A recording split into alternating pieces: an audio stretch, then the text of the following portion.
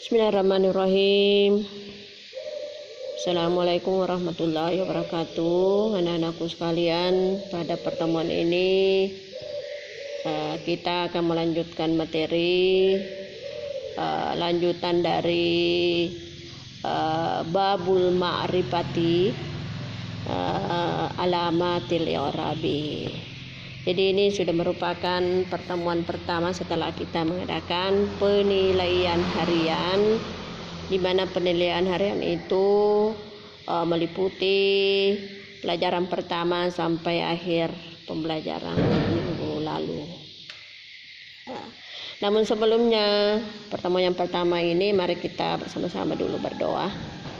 Bismillahirrahmanirrahim. Rabbi syrah li sadri wa yassir li amri wahlul 'uqdatam min lisani yafqahu qawli. Allahumma zidna ilman warzuqna fahman sahiha. Amin. Allahumma amin. Nah, anakku sekalian, sebelum saya bahas pertemuan ini atau materi pertemuan ini, saya akan mengupas kembali atau membacakan secara rinci atau secara ringkas dari bab i'rab, karena sangat terkait pada materi yang akan kita jelaskan, di mana bab i'rab atau tanda i'rab yang secara umumnya itu ada 4. Yang pertama adalah rafa, yang kedua adalah nasab, yang ketiga adalah hapas, dan yang keempat adalah jasam, yaitu secara umumnya ya. Namun pada isim itu hanya memiliki 3, begitu juga pada fiil hanya memiliki 3. Jadi ada yang dimiliki isim, ada juga yang tidak dimiliki fiil, begitu juga sebaliknya. Untuk yang tepatnya bahwa 3 yang dimiliki isim, yakni rafa, nasab, dan hapas. Kemudian untuk fiil 3 juga yang dimiliki adalah rafa, nasab, dan jasam. Jadi yang tidak dimiliki oleh isim adalah jasam, dan yang tidak dimiliki oleh fiil adalah hapas. Jadi masing-masing 3. Baiklah. Selanjutnya untuk materi tanda rafa, karena kita sudah bahas satu tanda i'rab, yakni rafa, di mana rafa itu mempunyai 4 tanda, yakni dhamma, yang kedua al-wawu, yang ketiga al-alif, yang keempat adalah an-nun. Jadi saya kira ini sudah kita bahas, bahkan sudah kita adakan penilaian terkait dengan tanda rafa ini. Jadi yang 4 itu hanya terjadi pada tanda rafa, selainnya itu tidak boleh. Selanjutnya kita akan pindah pada tanda i'rab yang kedua. Tanda rafa yang kedua adalah al-wawu. Tanda rafa kan ada 4. Ada dhamma kan sudah dibahas. Dhamma itu mempunyai tanda 4 juga. Yang pertama isim mufrad, kemudian jamak taksir, kemudian jamak muannats salim, kemudian fiil mudhari. Mudhari ini. Nah, sekarang ini ya ada juga tanda wawunya, yaitu pada 2 jamak muzakkar salim dan asmaul hamzah. Kemudian tanda rafanya alif, yakni tasniyah. Kemudian tanda rafanya nun adalah fi'il mudhari yang menunjukkan af'alul hamzah. Nah, itulah ulasan pada pelajaran yang lalu. Nah, sekarang kita masuk pada tanda i'rab yang kedua adalah an-nasbi, lin-nasbi. Lin-nasbi ini mempunyai 5. Saya akan baca ya, silakan perhatikan. Walin-nasbi hamsun alamatin. Walin-nasbi hamsun alamatin. 2 al-fathatu wal alifu wal kasratu wal yawu wa hasbun nuni. Fa'amal fathatu, ya kita bahas satu persatu dulu. Fa'amal fathatu, adapun fathah, fa'amal fathatu fatakunu alamatan linnasbi, Fatakunu alamatan linnasbi fi salasati mawadi'a. Fi salasati mawadi'a. Titik 2 fil ismil mufradi wa jam'it taksiri wal fi'lil mudhari'i iza dahala alaihi nasibun walam yattasil bi akhirihi say'un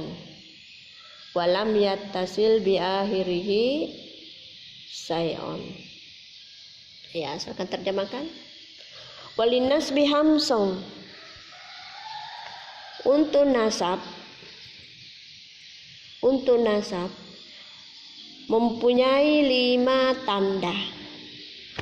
Walinas bihamsong alamaten, untuk nasab mempunyai 5 tanda. Titik 2, pertama al-fathatu fathah. Titik 2, pertama al-fathatu fathah. Wal alifu dan alif. Wal alifu dan alif. Wal kasratu dan kasrah. Wal kasratu dan kasrah. Wal ya'u dan ya. Wal ya'u dan ya. Wahasbun nuni dan membuang nun. Wahasbun nuni dan membuang nun. Ya, selanjutnya fa'amal fathatu, adapun fathah fatakunu alamatan linnasbi, mempunyai tanda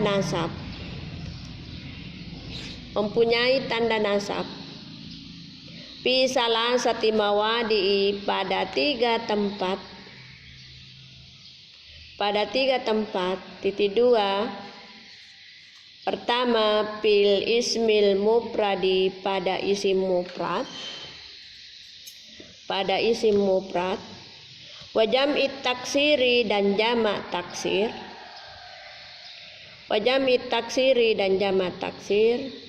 Wal fi'lil mudhari'i dan fi'il mudhari.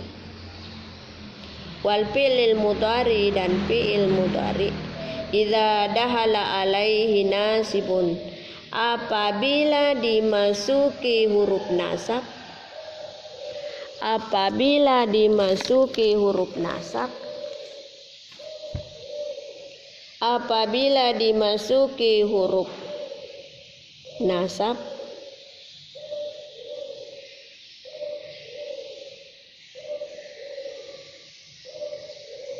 Walam yattasil bi akhirihi say'un, dan yang tidak bersambung sesuatu yang lainnya, tidak bersambung dengan sesuatu yang lainnya. Iya. Jadi selanjutnya silakan diperhatikan, saya akan jelaskan dulu untuk al-fathah. Iya. Jadi tanda i'rab yang umum itu saya sudah jelaskan ada 4. Pertama rafa, yang kedua nasab, ketiga jasam, yang keempat adalah hapas. Nah, yang dijelaskan sekarang ini adalah tanda yang kedua dalam hal ini nasab. Nah, nasab ini mempunyai 5 tanda. Kalau yang pertama itu yang rafa itu memiliki 4. Kalau yang kedua ini dalam hal ini nasab mempunyai 5. Berarti ini agak banyak dibanding dengan rafa. Tanda nasab yang dimiliki itu yang berjumlah 5. Yang pertama adalah fathah, baris atas. Kemudian wal alifu dan alif, huruf alif. Kemudian yang ketiga adalah baris kasrah. Kemudian yang keempat adalah aliyah. Kemudian yang kelima adalah hasbun nuni, dibuang nunnya. Nah, sekarang ini kita akan jelaskan yang pertama tanda nasab yang mempergunakan fathah. Dalam hal ini baris atas.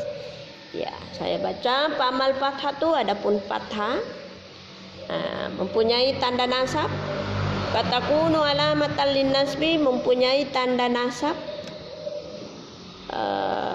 fi salasati mawaidi, pada 3 tempat. Jadi tanda nasab fathah ini ada 3 tempatnya sehingga bisa memakai tanda fathah itu. Yang pertama adalah isim mufrad. Apa itu isim mufrad? Isim atau kata benda tunggal ataukah yang menunjukkan jumlahnya 1.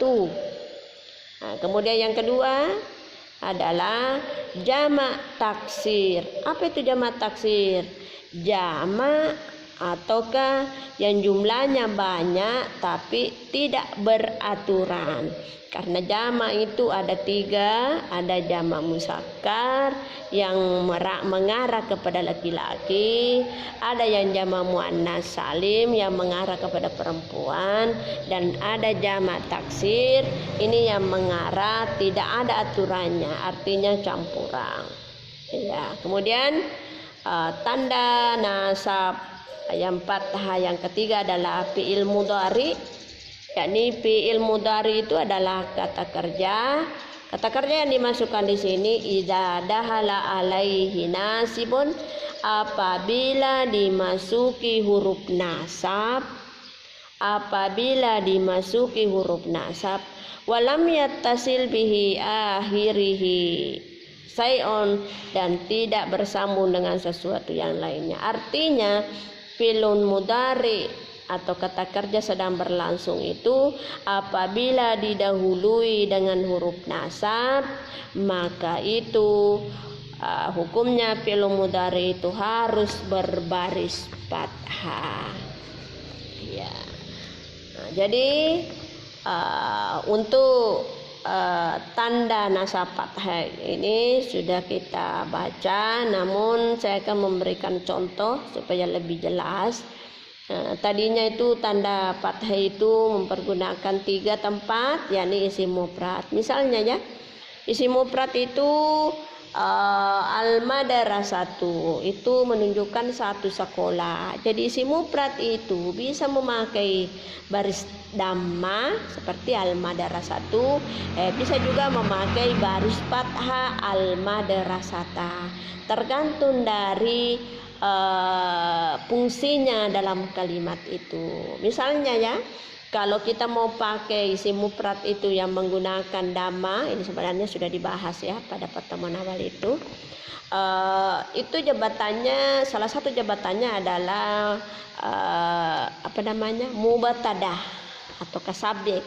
Kalau isim mufrad itu jabatannya dalam kalimat itu adalah subjek atau mubtada dalam bahasa Arab, maka wajib hukumnya berbaris dhamma. Jadi kita sebut al-madrasatu jamilaton, sekolah itu cantik sekali. Jadi memakai dhamma itu karena dia jabatannya sebagai mubtada. Nah, sekarang ini kita mau pakai yang menunjukkan fathah karena ini menjadi pokok pembahasan. Jadi isim mufrad kita cari lagi contoh kalimat. Ra'aitul madrasata. Tadinya kan madrasatu, karena jabatannya mubtada. Nah, sekarang ini kita rubah kalimatnya karena kita menginginkan isim mufrad itu berbaris fathah, otomatis beda juga fungsinya atau tempatnya. Jadi kalimatnya saya sebutkan ra'aitul madrasata. Ini al madrasata berfungsi sebagai maf'ulun bih. Maka maf'ulun bih itu atau keterangan, menunjukkan keterangan. Jadi maf'ulun bih itu apabila dia kata-katanya itu adalah isim mufrad, maka dia berhak memakai baris fathah. Seperti contohnya itu yang tadi saya sebutkan, ra'aitu. Ra'a itu adalah fi'il, kemudian tunya itu adalah fa'il yang melakukan pekerjaan melihat, kemudian yang dilihat itu merupakan keterangan dalam hal bahasa Arab adalah maf'ulun bih, maka itu berhak memakai baris fathah. Maka kalimatnya tadi sudah sempurna saya katakan, saya sebutkan ra'aitu al madrasata. Al-madrasata ini memakai tanda baris fathah karena dia isim mufrad. Fungsinya atau jabatannya dalam kalimat adalah maf'ulun bihi. Nah, seperti itu. Kemudian yang kedua adalah jamak taksir atau jamak yang tidak beraturan. Artinya tidak ada ketentuannya seperti jamak muannats salim, seperti jamak muzakkar salim. Jamak muannats salim pada huruf akhirnya itu mufrad ditambah alif dengan ta. Kemudian untuk jamak muzakkar salim pada huruf terakhirnya dari kata itu ditambah waw dengan nun atau kaya dengan nun. Misalnya dari kata muslimun menunjukkan laki-laki, seorang laki-laki. Kalau dirubah menjadi banyak, ditambah waw dengan nun pada akhirnya. Kebetulan pada akhirnya itu adalah mim, jadi muslimun menjadi muslimuna, ada wawnya dengan nunnya. Ataukah muslimina, setelah huruf mim itu ditambah ya dengan nun, muslimina, itu adalah jamak muzakkar salim. Ya, kalau jamak muannats salim ditambah alif dengan ta, misalnya muslimatun menjadi muslimatong, ada alifnya dengan tanya. Kalau ini jamak taksir ini tidak ada ketentuannya seperti itu. Bagaimana kita tahu ini bahwa ini adalah jamak taksir? Ya, kita periksa apakah ada tanda jamak muannats salimnya ataukah ada tanda jamak muannats salimnya. Kalau tidak ada dari keduanya itu, maka otomatis itu adalah jamak taksir. Itu sering kita dapat di kamus-kamus itu diurai dari mufrad, musanna, jamak. Jadi kita periksa nih apakah itu jamaknya ada tanda jamak musakkarnya. Kalau ada berarti itu adalah jamak musakkar.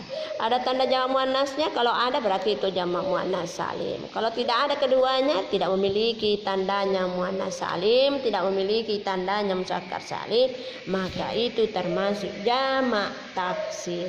Contohnya, ya, ra'aitul madarisah. Al-madarisah. Ra'aitu adalah fi'il, tanya itu menunjukkan fa'il. Saya melihat al-madarisah, sekolah-sekolah. Nah, itu al-madarisah adalah jamak taksir, tidak ada tandanya jamak muannats salim, tidak ada alif dengan ta pada akhirnya, tidak memiliki juga tanda pada jamak muzakkar salim, yakni tidak ada pada akhirnya huruf waw dengan nun atau kaya dengan nun, maka itu termasuk jamak taksir. Jadi kalau dituntut, kenapa dia berbaris atas itu al-madarisah? Karena dia jamak taksir dan jabatannya sebagai maf'ulun bihi. Jadi kata mufradnya itu al-madarisah, al-madrasatu, memakai tanda dhamma berarti itu dalam keadaan marfu. Al-madrasata, dia memakai fathah karena dia juga menunjukkan isim mufrad. Jadi al-madrasatu satu sekolah, al-madrasatani dua sekolah, al-madarisu banyak sekolah. Itu merupakan tanda nasab yang memakai jamak taksir. Kemudian yang ketiga adalah fi'il mudhari. Fi'il mudhari yang apabila dimasuki huruf nasab. Fi'il mudhari itu adalah kata kerja sekarang, kata kerja yang menunjukkan pekerjaan sekarang. Misalnya yadribu. Yadribu ini adalah jamak apa? Ini adalah fi'il mudhari yang memakai dhamma. Kenapa memakai dhamma? Karena dia dalam keadaan marfu. Tanda rafa itu yang dipakai. Coba periksa bukunya, itu ada di situ tanda rafa. Memakai dhamma karena dia menunjukkan fi'il mudhari. Nah, yang kedua ini termasuk juga memakai tanda nasab, tetapi harus didahului salah satu tanda huruf nasab. Contohnya, misalnya yadribu, memakai dhamma, tetapi kalau kita mau roba menjadi baris atas itu yadribu, bunya menjadi ba, kita harus tambah huruf nasab, salah satu huruf nasab di depannya.